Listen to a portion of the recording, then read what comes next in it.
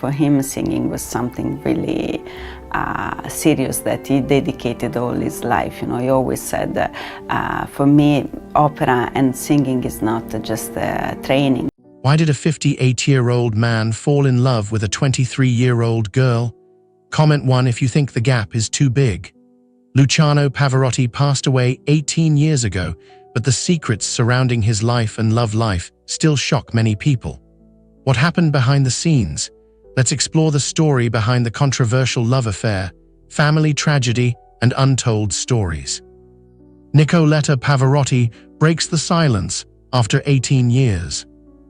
In a rare interview, Nicoletta Pavarotti spoke openly to challenge stories that portrayed her as a manipulative figure in the tenor's life. "They paint me as someone who coerced Pavarotti. It's unfounded," Pavarotti declared during an interview with RAI3 television. She had stayed quiet about her personal life with the maestro for almost 20 years. Her focus remained on preserving his musical legacy and raising their daughter. She felt compelled to protect not just her reputation, but also her late husband's memory. False stories emerged after Pavarotti's death from pancreatic cancer in September 2007, which deeply troubled her.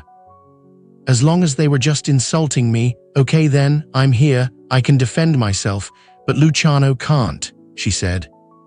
Her frustration grew because these claims surfaced when he was no longer alive and couldn't reply for himself. People treated Nicoletta much like Yoko Ono, John Lennon's second wife, whom Beatles fans often criticized. This parallel reveals the harsh public reaction she faced as Pavarotti's second wife. Life became extremely difficult for Pavarotti after her husband died. She described this time as heavy, which reflected both her grief and public scrutiny. Critics targeted their relationship from the start, mainly because of their 35-year age gap. Claims about their marriage status grew stronger after his death. A priest in Modena even claimed the city's cathedral had been desecrated by hosting Pavarotti's funeral, calling him an adulterer. News outlets reported disputes between his first and second families over his will. Pavarotti maintains that money issues were never a big deal and were quickly sorted. She decided to tell her truth rather than let these false stories continue. Her interview aimed to end speculation she had conned Pavarotti during their 14-year relationship. Was Alice the reason Nicoletta Pavarotti decided to break her silence of nearly 2 decades? What made a mother stand in the public spotlight to protect her late husband's image? Alice's influence. Alice played the biggest role in Nicoletta's choice to speak publicly. Born in 2003 as a twin, her brother Riccardo was stillborn. Alice was just 4 when her father died. Pavarotti made it her mission to protect her daughter's image of her father. "I know Luciano would approve, and Alice adores him, which would have pleased him too," she shared. Her choices always centered on honoring Pavarotti's memory for their daughter. Pavarotti made sure Alice spent precious moments with her father near the end. She also made sure that Alice, only 4 at the time of his death, was also with him, so she would have the memories. This touching detail shows her dedication to keeping their father-daughter connection strong even as Pavarotti's health failed. Alice now shares a friendship with Caterina, Pavarotti's granddaughter from his first marriage, bridging both families. Yes, it is different from what media speculation suggested about family feuds. Pavarotti emphasized, "Between me and the daughters, there's no disagreement at all. Luciano's most important wish was that we all got on." As Alice grew up, Pavarotti realized her daughter needed to know her father's true legacy. "This documentary and the forthcoming musical are ways of keeping him alive," she revealed, discussing projects that celebrate Pavarotti's artistic contributions. She treasures memories of Pavarotti's role as a loving father to share with Alice. "I have beautiful memories of Luciano carrying her around. He was the one who fed her. He came at her with the bottle when she didn't have enough power to suck and he'd cry, 'You eat.' He made it fun for her." The fond Zione Luciano Pavarotti works to keep his name alive, and helps to nurture new talent. Through this foundation, Mantovani channels her grief positively and helps Alice connect with her father's artistic heritage. Her public statement serves several purposes. It corrects historical mistakes, defends Pavarotti's reputation, and ensures their daughter understands her father's true character, free from tabloid gossip and baseless rumors. How can a love with an age gap stand firm amidst public opinion? Facing public scrutiny and media backlash. The Italian media exploded with controversy after news of their relationship became public in 1996. Their romance turned into a national scandal. Pavarotti left a Dua, his wife of 35 years, for a woman who wasn't even born when he first got married. Their 35-year age gap became the target of public outrage. Conservative, Catholic Italy struggled to accept this unusual match. Media coverage constantly highlighted their stark differences. He was middle-aged, physically large, wealthy, and internationally famous, while she remained young, slim, not wealthy, and still studied at university. Pavarotti saw this reaction coming and warned Nicoletta about what people might say. He asked me if I was prepared to be seen as somebody not nice, Nicoletta remembered. This honest talk showed he knew society would judge their relationship harshly. The couple developed ways to handle the criticism as their relationship grew stronger. Luciano protected me throughout that time, Nicoletta shared. We were so much in love that we lived in our micro-world together 24 hours a day, traveling around the world as he performed. Pavarotti taught her to counter negativity with a smile. Nicoletta recalled, when things like that happened, the only way to react was with a smile. He would say, for all the people who want to create a fuss and talk badly about us, we should make one wish that they could feel the same happiness that we feel. The media painted Nicoletta as more than just an age-inappropriate partner. She was portrayed as a gold digger, marriage wrecker, and a brief fling soon to be forgotten, one publication reported. People believed she only wanted Pavarotti's wealth and fame. These allegations hit Nicoletta hard. At the cent, I'm suffering a lot. How could people write things about me without even knowing me? She admitted. She remembered looking at media articles and asking herself, what is this? Before throwing the newspaper away in disgust.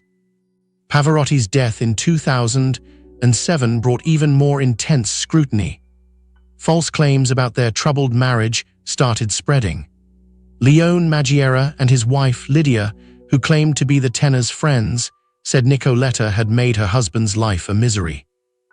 They even claimed Pavarotti had said if he survived his illness, I will shoot myself or we will separate. There are always wild stories when a man like that dies, Nicoletta responded firmly, and they said these things when he was no longer alive and couldn't reply for himself. He didn't deserve that, but I know the truth. Nicoletta's experience mirrored other women who married famous men. Many compared her situation to Yoko Ono's vilification after marrying John Lennon. The hatred reached extreme levels when a Modena priest protested that the city's cathedral had been desecrated by holding a funeral for Pavarotti, whom he called an adulterer. Time helps, and you begin to care less, Nicoletta reflected about the constant criticism.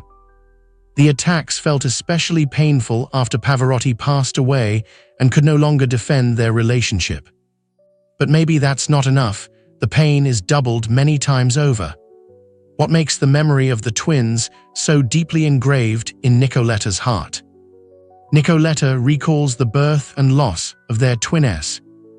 The year 2003 marked a bittersweet chapter in Nicoletta Mantovani and Pavarotti's relationship. Their path to parenthood brought both incredible joy and devastating heartbreak. Medical staff identified Nicoletta's pregnancy as extremely high risk from day one. She had a rare condition known as a molar pregnancy, where one embryo fails to develop properly. This caused major complications. Dr. Luciano Pavarotti, director of the Gynecological and Obstetric Clinic at Santorsola Polyclinic, noted that only 5 similar cases existed worldwide. 3 eggs were fertilized in Nicoletta's womb. 2 developed into embryos, while the 3rd remained an undeveloped molar. This unusual formation put both Nicoletta's health and the pregnancy at risk. Doctors warned them about possible grave consequences for the mother, for example, hemorrhages. The medical team strongly suggested ending the pregnancy. The doctors advised us to terminate the pregnancy because Nicoletta was at risk of dying, Pavarotti later shared. The couple stood firm in their decision. This was an option that was never considered because Nicoletta wanted to follow her maternal instincts. At the 31st week, Nicoletta rushed to the hospital after doctors found that one twin wasn't getting enough oxygen. She underwent an emergency cesarean section at Bologna's Santorsola Hospital. Despite the medical team's efforts, their son Riccardo didn't survive. Nicoletta learned about her son's death in a heart-wrenching moment. She woke up from general anesthesia to see Pavarotti by her bed. "Alice is born," he said gently. When she asked about Riccardo, he simply repeated, "Alice is born, she's beautiful." Alice, weighing just 3.8 pounds, fought her own battle. She spent 3 weeks in intensive care before coming home. Birth and death intertwined that day, leaving an indelible mark on the couple. "It was a tough time of great sorrow, and I was afraid to lose Alice too," Nicoletta later shared. She described it as both a miracle and a tragedy that forged an even stronger bond between me and Luciano. Pavarotti had lost both parents the previous year, and his son's death tested his Catholic faith deeply. Confronted with the death of a son, the greatest of pain, not even faith can help the feeling of desperation, he said. Yet his bond with Nicoletta grew stronger through this hardship. Alice helped them cope with their grief. Joy always wins over pain, and Alice is a great girl, the greatest gift from God, Nicoletta reflected. She became their world's center, with Pavarotti taking hands-on responsibility in her upbringing. Laughter remained crucial to their relationship, as Nicoletta later emphasized. Mantovani remembers with joy the happiness she and Pavarotti had, the laughter. They were always laughing. Their resilience showed in their ability to find happiness amid profound loss. Alice became Nicoletta's reason for living after Pavarotti passed away. "I live for memories and for Alice, the most beautiful thing that Luciano and life have given me." She made sure to record her TV interviews defending their relationship so Alice would see her mother protecting Pavarotti's legacy. Alice remained Pavarotti's greatest joy until the end, helping restore his faith after losing his son. But now, his obvious delight in Alice has rekindled that faith. And it seemed that wasn't enough, because even after Pavarotti died, they still haunted her. Rumors of a broken marriage. Luciano Pavarotti's death from pancreatic cancer in September 2007 sparked a media firestorm. The opera legend's passing turned into a bitter controversy as people came forward with claims about his marriage to Nicoletta Mantovani. The opera world was rocked when Leone Maggiera and his wife Lydia published their book, Pavarotti Visto da Vicino. Their shocking claims suggested the tenor's final years were filled with unhappiness. The most disturbing revelation was Pavarotti's alleged words, "If I survive, I will shoot myself or we will separate." The Maggieras claimed Nicoletta had made her husband's life a misery during his illness. Italian media, which had never warmed to their relationship, quickly amplified these accusations. Stories about financial battles between Nicoletta and Pavarotti's daughters from his first marriage soon surfaced. Despite Pavarotti's careful planning that gave 25% to Nicoletta and split 50% among his 4 daughters, rumors of inheritance disputes spread. The whole ordeal reached its lowest point when a Modena priest protested. He claimed the city's cathedral had been desecrated by holding a funeral for Pavarotti, whom he called an adulterer. Nicoletta managed to keep quiet as accusations flew. She started defending herself and Pavarotti's memory more actively as the rumors continued over the years. They said these things when he was no longer alive and couldn't reply for himself, she stated firmly in a rare interview. He didn't deserve that, but I know the truth. She dismissed talks of financial conflicts. Between me and the daughters, there's no disagreement at all. Luciano's most important wish was that we all got on. Money matters were never a big deal and were quickly sorted, she insisted. Her response to claims about their relationship's breakdown left no room for doubt. They paint me as someone who coerced Pavarotti. It's unfounded. She painted a different picture of their life together. Mantovani remembers with happiness the happiness she and Pavarotti had, the laughter. They were always laughing. Why did Nicoletta choose to speak out on national television after years of silence? Maybe that's the only way. Nicoletta defends her love and legacy on national TV. Nicoletta Mantovani finally broke her silence on Italian television in October 2007, just weeks after Pavarotti's death. She faced mounting criticism about their relationship and decided to defend both her husband's legacy and her reputation publicly. The choice of RAI State Television's talk show, Chi Tempo Chi Fa, wasn't random. Fabio Fazio, the show's host, was a close friend who could provide a comfortable space for such a delicate conversation. She appeared on the show on October 27, 2007, wearing black elegantly, barely a month after losing Pavarotti. Talking about personal issues on television is always distasteful, but this time I owed it to two people very close to me, Luciano and my daughter Alice, she stated firmly during the interview. She tackled each accusation that had spread, especially those about family conflicts over Pavarotti's will.